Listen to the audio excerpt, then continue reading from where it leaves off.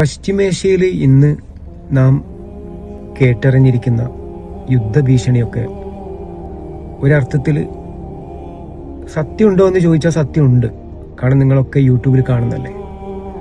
തീർച്ചയായും ഇന്നല്ലെങ്കിൽ നാളെ, നാളെ അല്ലെങ്കിൽ മറ്റന്നാൾ ഇതൊക്കെ ഒരു വലിയൊരു പ്രശ്നമായിട്ട് തന്നെ ഗൾഫ് രാജ്യങ്ങളിൽ ഭവിക്കുമെന്നതിൽ സംശയമൊന്നുമില്ല. തീർച്ചയായും പ്രവാസികളുടെ കുടുംബം അവരുടെ ജീവിതത്തിൽ വലിയൊരു മാറ്റം ഉണ്ടാക്കുക. ഗൾഫിനെ ആശ്രയിച്ചുകൊണ്ട് നമ്മളെടുക്കുന്ന ലോണ്, അതുപോലെ തന്നെ നമ്മുടെ ജീവിത രീതികൾ, വിവാഹങ്ങൾ, ആർഭാടങ്ങൾ ഒക്കെ കുറച്ച് നമ്മൾ വളരെ ഒരു എളിമയുള്ളൊരു ജീവിതം നമ്മൾ കെട്ടിപ്പടുക്കണം. കാരണം വല്ല പ്രത്യാഘാതം ഉണ്ടായിക്കഴിഞ്ഞാൽ കേരളം പോലുള്ള ഗൾഫിനെ ആശ്രയിക്കുന്ന ഒരു നാട്ടിൽ നമ്മൾ വലിയ പ്രയാസങ്ങൾ അനുഭവിക്കേണ്ടി വരും.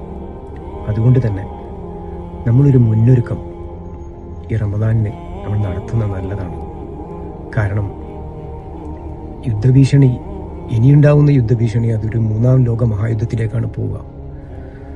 പല പണ്ഡിതന്മാരും റസൂലുള്ളാഹിന്റെ പ്രവചനങ്ങളും അതുപോലെ തന്നെ മഹാന്മാരൊക്കെ പ്രവചിച്ചതിൻ്റെ അടിസ്ഥാനത്തിൽ പല കാര്യങ്ങളും നമ്മൾ ഉണർത്തുന്നുണ്ട്.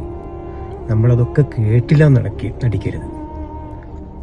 അങ്ങനെ നമ്മളൊരു ജീവിതത്തിൽ ഒരു കെട്ടുറപ്പുണ്ടാക്കുന്നത് നമുക്ക് എപ്പോഴും നന്നായിരിക്കും.